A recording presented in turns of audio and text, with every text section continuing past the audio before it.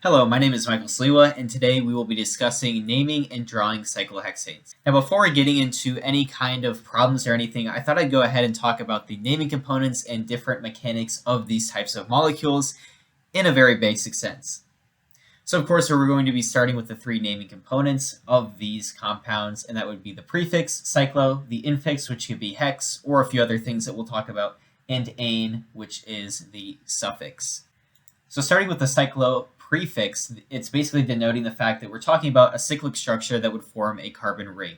Molecules will do this for a few different reasons, but one of the biggest ones is to kind of spread out the functional groups and also create lower energy, which is, of course, what they want to do in order to stay bonded in such a way. So at each corner of, whatever shape we're talking about, we are actually looking at a carbon. And, we could think of this also as a spot where any of the two lines of this molecule will meet. And I'll have a picture soon kind of showing that in a visual form. Moving on to the infix, we have hex, which is basically talking about 6 carbons in a cyclohexane, or really any kind of, organic molecule. We'll use hexane hex to denote 6 carbons. That's all we need to really know here with this. This is a part of UPAC naming, of course, and there are also other different ways to denote numbers of carbons, which are below. So starting from 1 all the way to 10, we have methane, ethane, propane, butane, pentane, hexane, which is what we're talking about here, which would be 6, heptane, octane, nonane, and decane. So here's a little bit of an example to go over what I just talked about. So right here, we have a cyclohexane. The reason we know this is because there are 6 carbons in total in a ring shape, as you can see. Now we can name these carbons in any order on the ring as long as they're chronological. So we could call this 1, 2, 3, 4, 5, 6, or as I have it numbered here, 1, 2, 3, 4, 5, 6. And usually I like to name it this way just because that's how it works in my head, but really you can name it in any kind of fashion you want as long as they are in chronological order. And this, of course, has to do with having an open ring. This doesn't apply once you start putting a bunch of functional groups on there, but we will talk about that soon, of course. But just know, this is how you can kind of number and name things. And then off to the right, I also have a little bit of an example here that is a cyclopentane. And the reason it's a cyclopentane is because it has a cyclic structure or a ring structure, whatever you want to call it. And also 5 carbons on that ring, 5 little corners where, we have connections here.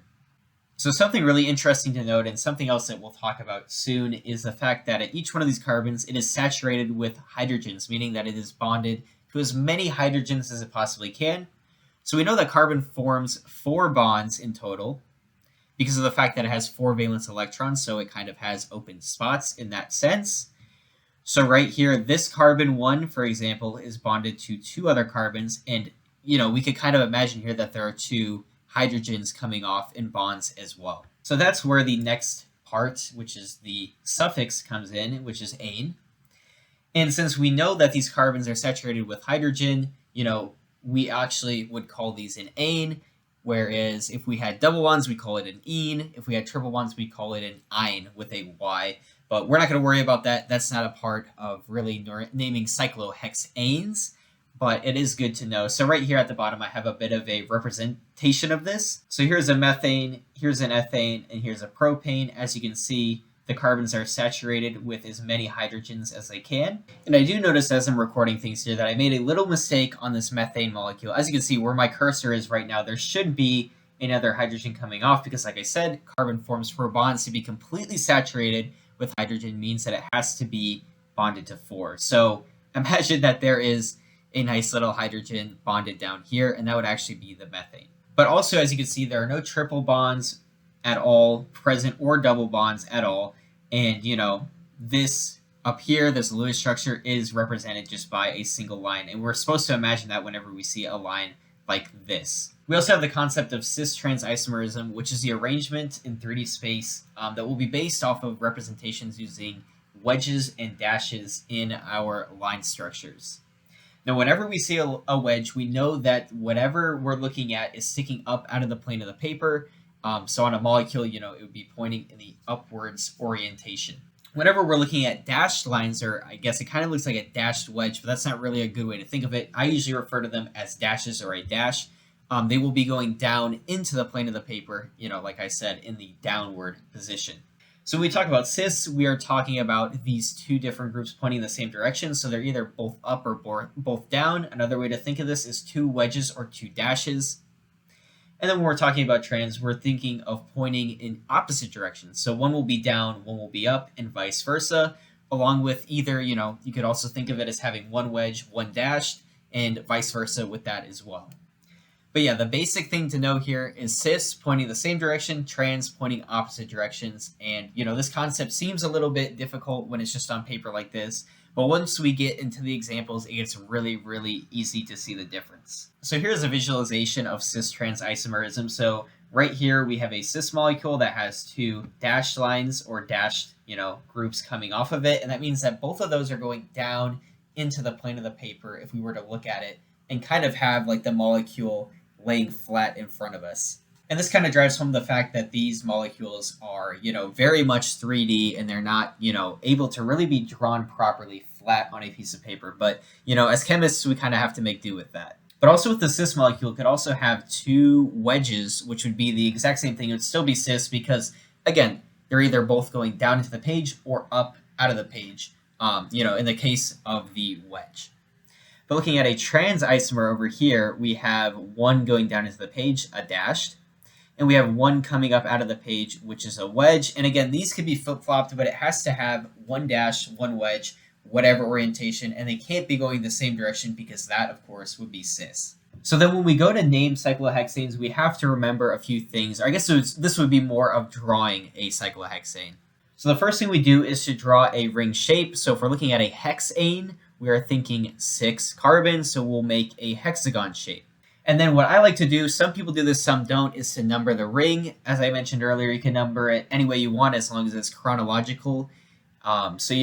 You would number it 1 through 6, starting at whatever carbon you want and just going all the way around until you reach the 6th carbon. The third step is to place functional groups and determining which carbon they're going to come off of. And this is evident in the UPAC name. Again, once we get into examples, very, very simple, very, very easy to see, and how we will determine where these different groups will go. And then lastly, determining whether the line should be a wedge or a dash, depending on if, the molecule is cis or trans. Again, cis, same direction, trans, opposite directions. And you can kind of determine this based off of personal preference. And again, we'll see that in the examples. So here's our first problem. We're going to be looking at a cis 1,4-dimethyl cyclohexane. And I guess we could just go ahead and get right into it. So what do we need to know about this? Well, of course, we need to understand that we're working with a cis isomerism, and that means that both can be wedges or both can be dashes. As long as they're the same, it really doesn't matter. Since we know that this is a 1,4-dimethyl, we need to make sure that we both have at carbon 1 a methyl group and carbon 4 a methyl group, and this, of course, is relative to where you're placing them on the molecule and how you number it. And lastly, of course, or I guess first off, the cyclohexane shape is what you're going to be working with. And we're going to go ahead and get into the steps just so you can kind of see how all of this information kind of helps us to build our molecule and go ahead and draw it on paper. So step 1, of course, is to draw the ring. Right here we have a hexagon, and there are 1, 2, 3, 4, 5, 6 carbons in this ring. So we know that we have the right thing here because we're talking about, again, cyclohexane. And again, as I said, numbering, you can number them in any order. I like to do it like this, but we have each one assigned a number in chronological order, going clockwise. And that is really, in my opinion, the easiest way to do it and the correct way to do it as well. Then in step 3, we determine the placement of the functional groups along with the wedges or dashes. So since we're looking at, again, cis 1,4-dimethyl cyclohexane, the 1 position here is going to be where one of our bonds is coming off, and the 4 position is where another group will also be coming off. So when we're looking at this, since we know it's cis, we could either put dashed lines on both of these or we could put wedges on both of these. It's really up to whatever you want to do. Just make sure, since it's cis, do not put them in opposite directions or have 2 different types of groups coming off here. So of course, if we do that, we reach step 4 and we've drawn them in the appropriate style. And this is our molecule that we were trying to draw. So this kind of leads us into our second problem here, and we have a trans 1-methyl-3-propyl cyclohexane. And something that's a little bit different about this, as we'll see in the what do we need to know section, is the fact that we have two different kinds of groups, but they're very similar. So of course, just kind of starting from the beginning here, we have the trans isomerism, which of course will be one wedge, one dash, opposite directions. We've drilled this enough. If it's not clear yet, I don't know how else I can make it more clear, but that's what we're working with. Along with that, we have a 1-methyl. So we have a methyl group at our 1 carbon, which again is relative to how we number it. And a propyl group, which is actually made up of 3 carbons in a line. We kind of looked at one earlier, but yeah, it'll have 3 carbons saturated with hydrogen. But of course, we just draw the lines in, and at each spot, we know that there's a carbon at the ends and in the middle where that little bump is. And of course, instead of just talking about it, I could show it. So there's a carbon here, there's a carbon there, and a carbon there. So there's 3 carbons, and that will be a propane. If it's attached to something, it's a propyl group. And this will be at our 3 carbon in this scenario. So then, of course, we still have a cyclohexane. So we're going to have a 6 carbon ring, a hexagon. We already know the drill on this. So, of course, step 1, drawing the ring. And, of course, we have a hexagon just like we had last time. Moving into step 2, we also order, number the ring in order, clockwise, however you want to do it. Again, chronological order, always really important, all of that. And then step 3, going in and figuring out where we want our functional groups to be along with the wedges and dashes, kind of thinking of that. So in this one here, we're going to have a group at 1 and 3. Since it's a 1-methyl, we're going to have our methyl group coming off of here. And since it's a 3-propyl, we're going to have our propane or our propyl group coming off of the 3. We don't want to mix these up based on our numbering, but technically, if you number this as a 1, 2, 3, and so on and so forth around the ring, you can get away with it. But if you have the numbers there and you have them in the wrong spots, that's definitely not a good thing. So make sure that you're placing your functional groups in the correct spot. And again, this 1-methyl can either be a dashed line or a solid line, and this propyl group over here should be the opposite. So if you put dashes here, you should have a solid wedge coming out here. If you have a solid wedge coming out here, you should put a dashed down here. So then looking at step 4, here are 2 different representations of the molecule. I decided to draw both because it can be a little bit confusing of how you're supposed to draw this propyl group coming out of here. But as you can see, there's that, and there's that. So these are the 2 molecules, and right here, of course, we have our methyl group and our propyl group, and with the different types of wedges and dashes, like I said, and of course, they have to be opposite because of the trans isomerism, or the trans, orientation. So then moving on from that, we also have the concept of chair structures, which is how we can represent these molecules in 3D space. So the way that this works is that functional groups can either be up and axial, up and equatorial, down and axial, and down and equatorial. And this works, of course, better with a diagram, which I have on one of the next slides coming up. And really, the way that this works is it depends on the location and direction of the point of your drawing. Again, got to show you on the drawing. It's really important, and it's easier to explain it that way than just talking about it. And then, of course, numbering from the top right clockwise is easiest, kind of like how we did on the other structures, but this is kind of your example template of a chair structure. So as you can see, you still have all the carbons at each one of these corners is a carbon, and you could number them. I like to start up in this top right corner as my 1 and go down and around in this kind of order. I find it to be most easy to draw the structures. And again, it's consistent. You don't want to be inconsistent and, end up drawing your bonds and your functional groups in the wrong spots on your chair structure or your molecule in general. So then here's kind of what we were talking about with up, down, axial, equatorial, all those kinds of things. So with this red line here, we can see that it is up and axial because the point is pointing upwards, right, on our paper. And also, that would be our axial. Whichever way it's pointing, it'll always be axial.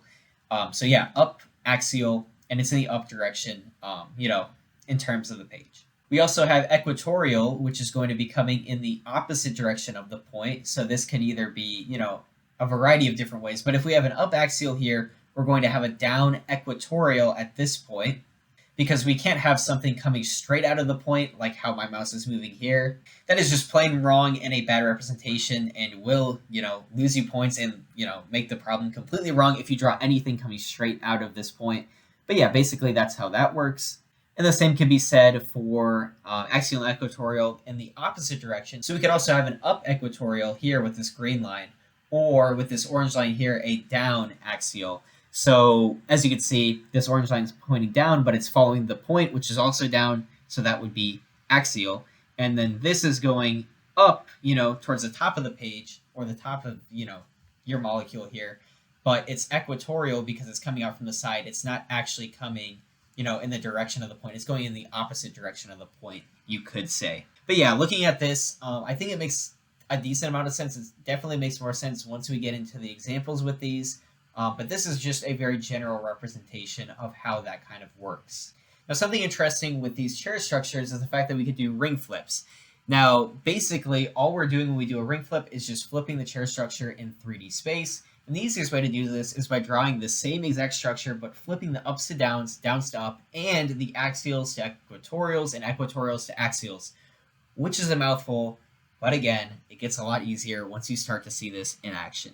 So again, if we're thinking back to the last image I showed you, I've done a ring flip on those functional groups, and if we compare that also to the last one, we can kind of see the difference. So kind of jumping here, we have an up axial that now goes to a down equatorial. So it just completely flips both of the terms to their exact opposite, and that happens with all of these other groups. So you could go ahead and take a look at that. Maybe, look at this up equatorial, how that will now go to a down axial.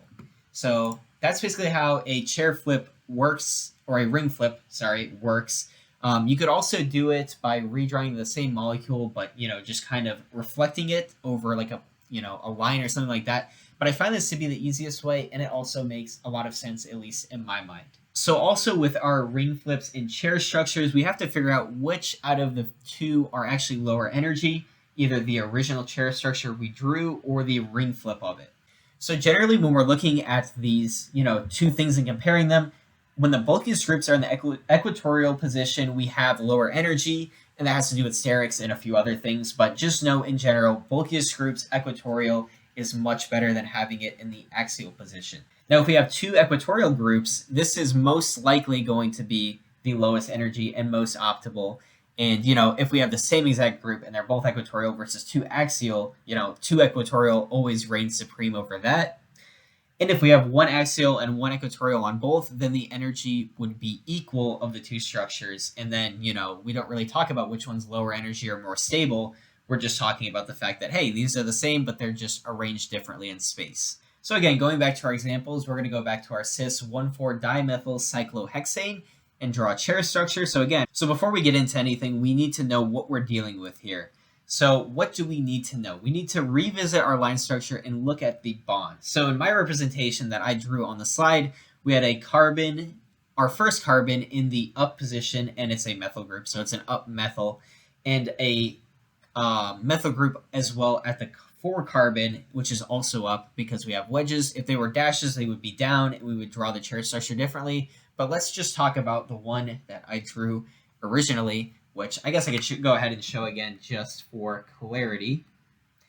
And that would be here. So again, we have a methyl group going in the up position and another methyl group going in the up position, just at the 1 carbon and the 4 carbon. So we know just from looking at the sample chair structure that I showed earlier that at carbon 1, the up position is going to be axial because the point is actually pointing, upwards. So up, axial, following the point, all of that kind of thing. And also at carbon 4, the up position would be equatorial because the point at the 4 position that in the way that I drew it would be pointing downwards. And again, I could show that on the sample molecule right here. So as you can see at 1, the point is pointing upwards. So we're going to have our axial in this direction. And then at 4, we're also looking at an up because it'll be coming up out of the plane, a wedge. But instead of it going this direction following the point, which would be down, it's actually going to be like this, right? And it'll be equatorial in this sense because we still want it to be up at the 4 position. So now in saying that, I've kind of spoiled the rest of the problem, but let's go ahead and look at it anyways. So we use this information, right? And here's what we're left with. So we have our up and axial at our 1 carbon and our up equatorial at our 4 carbon. And this is basically our, original chair structure that we draw given the name of this molecule. So now we could take this and go ahead and do a ring flip on it as well. So this is what it would look like. So kind of jumping between the two slides here. Right here we have an up and axial. That'll go to a down and equatorial. And then right here we have an up equatorial, which will go to a down axial. So now when looking at these, which one do we think would have the lower energy, if I didn't already spoil it there by showing my slides? So we kind of have to look at things here. So like I said, up axial, up equatorial, down axial, down equatorial. So since we both have on both of these, right, in different positions, even though they're up and down, that doesn't really matter as much. It's looking at axial and equatorial. So here, again, we have one axial, one equatorial, one axial, one equatorial. So in saying that, we can determine that neither is higher or lower energy. They're equally stable. And, they have two up, two down. But really what we're looking at is axial and equatorial, which they have one of each. So now that we've went through this entire problem, we're going to go ahead and look at the other molecule we were looking at, which is a trans 1-methyl-3-propyl cyclohexane. So again, we go through the same exact process and look at what we have and what we need to know. So we're going to go ahead and again revisit the line structure and look at the bonds. So in my representation, at the carbon 1, we had an up methyl, and at the carbon 3, a down propyl. And this, of course, would be this molecule right here. For the purpose of this demonstration, I'm going to go ahead and look at the left molecule. Now, if you drew this molecule on the right, it would still be correct, but you need to think about it a little bit differently. So kind of just follow my lead and see how I name this one. And maybe for some practice, you might want to look at how you would name this one as well. But yeah, if we're looking at this molecule here, we know a few things about it, as I was saying. So at the first carbon, the up position is axial. And again, this is going back to our generic chair structure and how things would look. And at the 3 carbon, the down position would be equatorial. So here's kind of what we would end up with, right? So at the 1 position all the way up here, we have a up axial because it's coming out of the plane. And then at the 3 position all the way down here, we would have a down equatorial because at our 3 position on our line structure molecule, it was a dashed line, as we're talking about this. I suppose I should pull this up again. So again, at the 1, we have an up because it's a wedge, and then at the 3, we have a dashed line, which would be down into the plane. So in those positions, that's how that would work as far as the chair structure goes, right? So again, reiterating that just one more time, right? We had a wedge at 1, meaning up. In the 1 position, the up is axial, right? Up and axial. Then at the 3, we had the dash, or the dash. Yeah, that's the way that we should refer to it. And at that point, we're looking at something that's going down. So at the 3 position, the down would be equatorial, right? If it was axial here, right, if this was an up, it would be axial because it would be following this point that we're talking about here. But, we're trying to go opposite of the point because it's going down into the page. Ends up being equatorial, right? So that's a little bit, to think about. It's a lot to think about, but I think that, if we kind of just compare the two, we can kind of start to see how these things work. Okay, so now that we've done this, we can go ahead and do our ring flip, which would look a little bit like this. So here in the 1 position, we would have an up axial, now going to down equatorial. Again, flipping both the up part and the axial part to down and equatorial, right? We're just doing the exact opposite. And the same goes for the 3 position propyl group, which went from down equatorial to now up axial, and that's how that would look. Now, how do you guys think we would go ahead and determine lower energy between these two? So this might be a little bit more tricky because we have to think about, not up and down or equatorial and axial, but since we have this really big group here, it might be a little bit different. But what we'll see here, and from what we kind of talked about earlier, is that the left structure would be the better structure and the better chair structure because of the fact that our big propyl group, in comparison to our small methyl group up here, is in the equatorial position, right? Whereas this one on this ring structure is in the axial. And this, of course, would be our lower energy due to that because, like I said, in the equatorial position, we want our largest group to be in that orientation.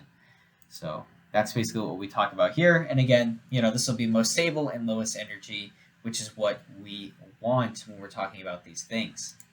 So that's basically all I had for today, kind of looking at everything. There's a lot to go over, but once you kind of break it down and go over a lot of things like that, it becomes very simple. Yeah, that's basically it.